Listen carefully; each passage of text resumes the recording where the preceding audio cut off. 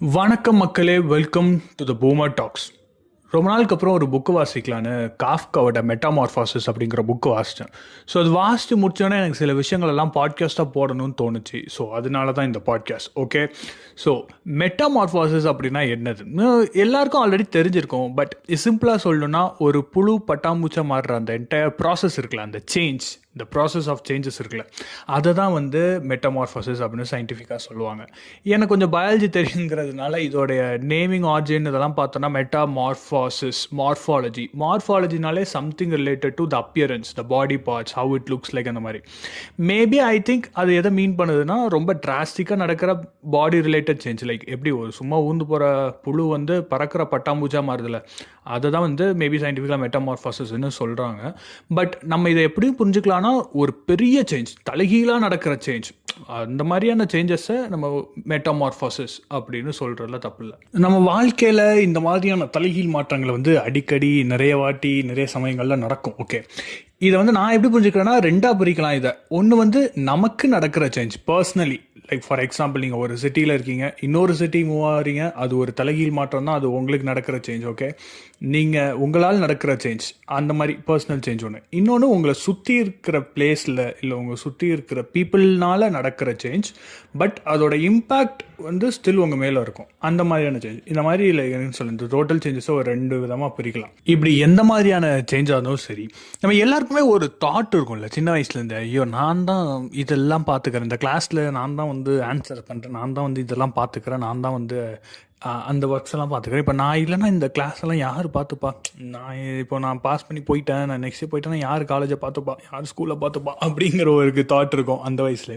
அதுக்கப்புறம் இந்த ஒர்க்குக்கு வந்துட்டா, ஐயோ நான் தான் இவ்வளோ ஒர்க்ஸை போட்டு நான் தான் மேனேஜ் பண்ணிக்கிட்டு இருக்கேன், அது எல்லாத்தையும் அந்த வேலையை பார்த்துக்கிறேன், இந்த ஸ்டேக் ஹோல்டரை நான் தான் பார்த்துக்கிறேன், இப்போ நான் இந்த வேலையை விட்டு போயிட்டா இவனுங்க என்ன பண்ணுவானுங்க, இந்த வேலையில் இவனுங்க இதெல்லாம் என்ன பண்ணுவானுங்கன்னு நம்ம யோசிப்போம். ஓகே, அதே மாதிரி தான் ஃபேமிலியில், ஐயோ நான் தான் வந்து இவங்க எல்லாருக்கும் ஃபினான்ஷியலி பார்த்துக்கிறேன், எமோஷனலி நான் தான் எல்லாரையும் பார்த்துக்கிறேன், இப்போ நான் இல்லைனா இவங்கெல்லாம் என்ன பண்ணுவாங்க அப்படிங்கிற ஒரு தாட்டும். இல்லை நீங்கள் ஒரு ரிலேஷன்ஷிப்பில் இருந்தால், ஐயோ இந்த பர்சன் ஃபுல்லாக என்ன டிபெண்ட் பண்ணி தான் இருக்காங்க, நான் தான் ஃபுல்லாக எல்லாம் பார்த்துக்கிறேன், எல்லாம் வச்சுக்கிறேன், இப்போ நான் இல்லைனா இந்த பர்சன் என்ன பண்ணுவாங்க. ஃப்ரெண்ட்ஸ் கிட்டேயுமா சிமிலர், அதே எக்ஸாம்பிள்.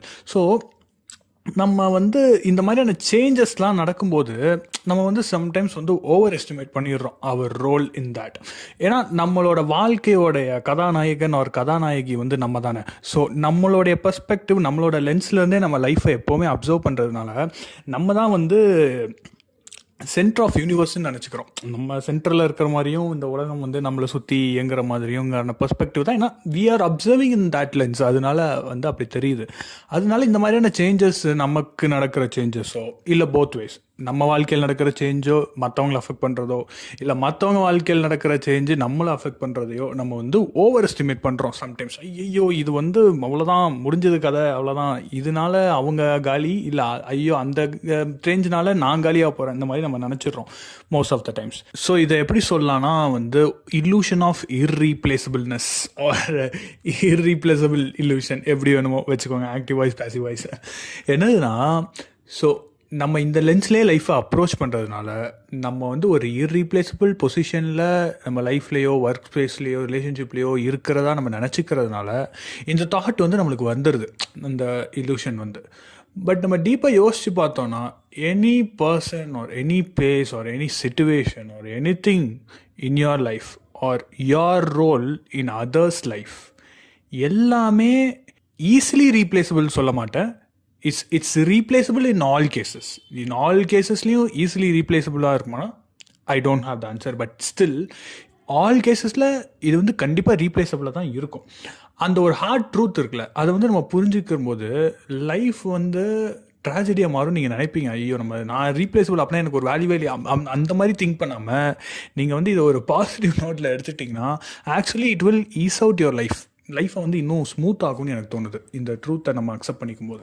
ஸோ நான் ரொம்ப அங்கெங்கன்னு டச் பண்ண மாதிரி இருக்குது. ஸோ இதை சம்மரைஸ் பண்ணணும்னா, every metamorphosis will bring a major change in your life and every major change will come with a replacement.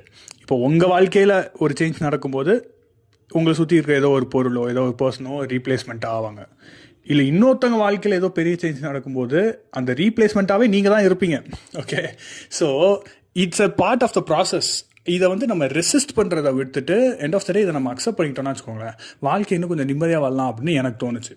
So இன்னும் சிம்பிளாக சொல்லணும்னா, இந்த உலகம் என்ன தான் சுற்றிக்கிட்டு இருக்கு அப்படிங்கிறத நம்ம மறந்துட்டு இந்த உலகம் சூரியனை தான் சுற்றுதுங்கிற ஃபேக்டை நம்ம அக்செப்ட் பண்ணிட்டோம்னா வாழ்க்கையை இன்னும் நிம்மதியாக வாழலான்னு சொல்லிக்கிட்டு உங்களிடமிருந்து விடை பெறுவது I am Anto Mario signing off by Boomer tax.